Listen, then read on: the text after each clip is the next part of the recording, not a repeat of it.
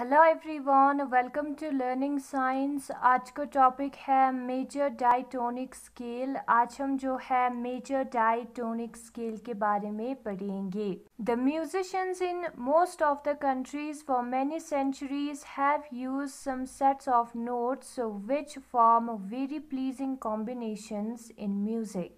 जो म्यूजिशियंस है ज़्यादातर कंट्रीज से, वो जो है बहुत सारे सेंचुरीज से जो है एक सेट्स ऑफ नोट्स को यूज़ कर रहा है जिसका बहुत ही प्लीजिंग कॉम्बिनेशन होता है म्यूजिक में। One such set of notes giving simple and pleasing intervals is called the diatonic scale. अगर हम एग्जाम्पल कंसिडर करें ऐसे एक सेट का, तो उसमें आता है diatonic scale. This is the most commonly used musical scale और मेजर डायटोनिक स्केल जो है सबसे commonly used musical scale है। It consists of a series of 8 notes और इसमें जो है 8 notes का series होता है। Major diatonic scale consists of 8 notes. The consecutive notes have either of the following 3 intervals. They are 9:8 major tone, 10:9 minor tone and 16:15 semitone। Major diatonic scale के अंदर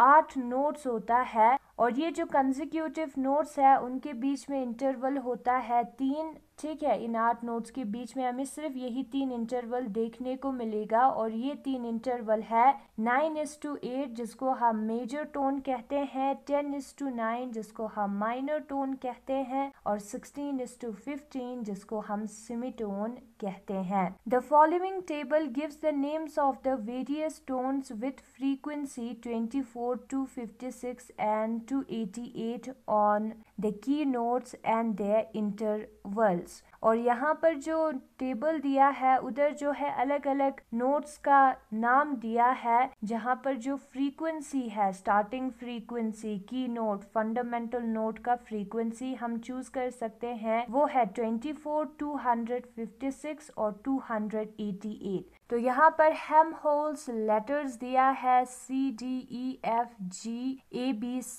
Indian names है सा रे गा मा पा द नी सा। ठीक है, ये जो नोट्स है उसका नाम है। और उधर हमने सा को स्टार्टिंग पे 24 पे स्टार्ट किया था, सेकेंड वाले केस में हमने 256 पे स्टार्ट किया है और थर्ड वाले केस में हमने सा को 288 पे स्टार्ट किया है।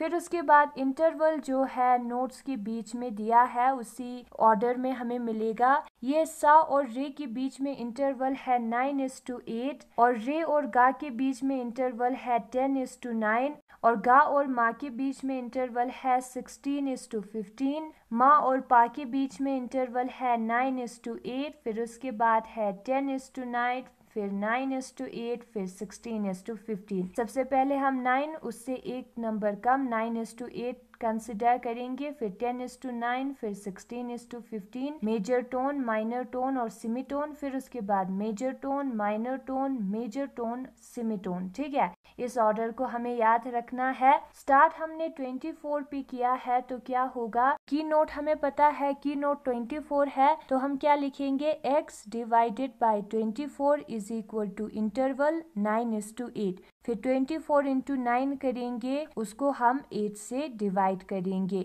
तो हमें मिलेगा 27। फिर उसके बाद अगर हमें गा का वैल्यू निकालना है तो क्या करना है, x डिवाइडेड बाय 27, x हमारा गा है, इज इक्वल टू ये इंटरवल आएगा 10:9।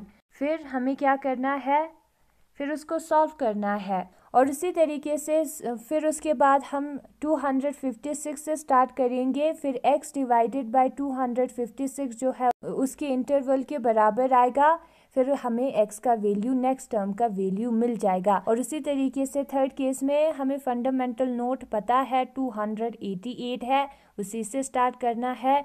x डिवाइडेड बाय 288 जो है वो 9/8 के बराबर होगा और उसको जब हम सॉल्व करेंगे तो x हमें 324 के बराबर मिलेगा। फिर उसके बाद x अपॉन 324 करेंगे तो 10:9 के बराबर होगा और x को अगर हम निकालेंगे तो 360 मिलेगा। फिर उसके बाद x अपॉन 360 को अगर हम 16:15 करेंगे तो हमें जो है 384 मिलेगा। तो नेक्स्ट टर्म जो है वो हमें वैसे मिलता जाएगा। In order to get the interval between any two notes of a musical scale we multiply the intervening intervals. अगर हमें इंटरवल चाहिए दो notes of the musical scale के बीच में, तो हम क्या करेंगे, जो इंटरवीनिंग इंटरवल्स है उसको मल्टीप्लाई करेंगे। यहाँ पर एग्जाम्पल दिया है, for example consider the scale with 24 hertz on the की नोट। हम कंसिडर करेंगे उस स्केल को जहाँ पर 24 हर्ट्ज है की नोट पे,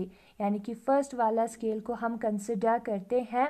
द इंटरवल बिटवीन री एंड दा इज 40/27। री और दा के बीच में जो इंटरवल है वो 40/27 है। It can be obtain by multiplying the intervals between री एंड दा, दैट इज अगर हमें इंटरवल निकालना है किसी दो नोट्स के बीच में, सपोज करते हैं री और दा के बीच में हमें निकालना है, कंसेक्यूटिव नोट्स नहीं, कोई भी दो पर्टिकुलर नोट्स के बीच में, उसके इंटरवल को निकालने के लिए जो बीच में इंटरवल है उसको मल्टीप्लाई करना होगा।